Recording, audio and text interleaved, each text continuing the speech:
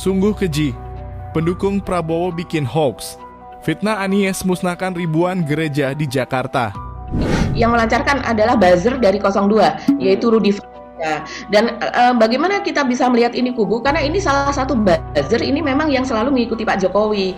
Kalau dulu kita melihat pada tahun 2016-2017 ya, ini adalah kelas berat lah ini Rudy Valinka itu. Selama ini kan Anies Baswedan itu dicitrakan sebagai bapak politik identitas. Bahkan ini dinobatkan oleh PSI sebagai bapak politik identitas. Itu tadi. Makanya Pak Prabowo konteksnya kenapa menanyakan itu. Tapi kan pertanyaan Pak Prabowo itu salah karena itu dia itu akan langsung dimakan oleh Anies kan begitu. Prabowo dan jawaban Anies itu ya memang enggak, Pak Prabowo ya salah mengajukan pertanyaan itu. Tapi rupanya ini yang coba ditutup oleh para buzzer-buzzer itu gitu ya Mbak ya, dengan menyebar hoax itu gitu ya.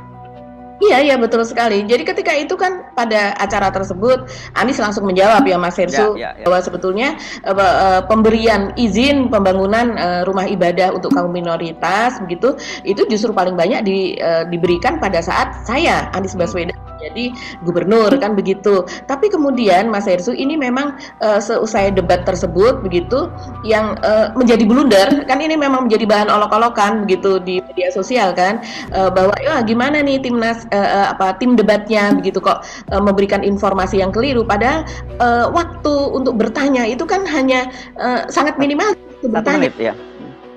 Maksudnya bertanya Pak Prabowo itu waktunya itu hanya diberikan kesempatannya sekali itu begitu kan kepada ini.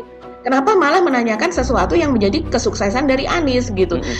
Bagaimana dengan timnya, bagaimana dengan buzzernya, begitu kan? Nah, terus kemudian memang sesudah itu Mas Hersu, ini ada cuitan dari Rudy Valinka itu tadi yang akunnya adalah @kurowo begitu, yang dia mengatakan seperti ini Mas Hersu.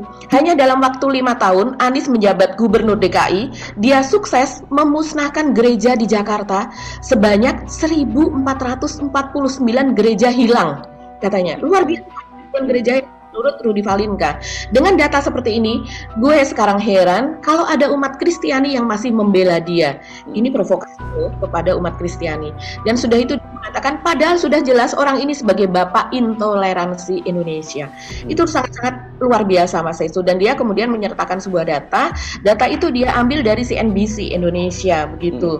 Nah, ini kemudian menjadi rame Mas Hersu dan ditanggapi oleh banyak kalangan. Selain oleh netizen, ini juga ditanggapi salah satunya itu oleh wakil sekjen dari Partai Demokrat ya, Jansen Sitindaun begitu.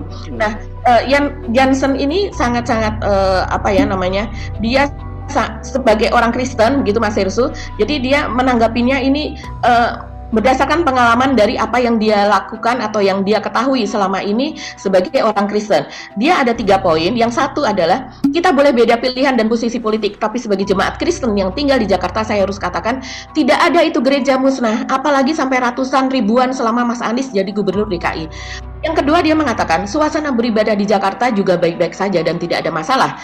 Mau ibadah online karena keterusan ke bawah suasana COVID kemarin, maupun offline yang datang langsung ke gereja, semua berjalan baik-baik saja. Dan nomor 3 dia mengatakan, mari terus pertahankan kerukunan umat beragama ini mau apapun keadaan, suasana dan situasi politiknya. Cukuplah soal-soal agama ini kita tarik-tarik lagi ke politik, udah enak ini suasana pilpresnya, jangan lagi kita keruhkan. Mari terus kita jaga kerukunan, sukses untuk semua. Itu kata Jansen Sitindaun.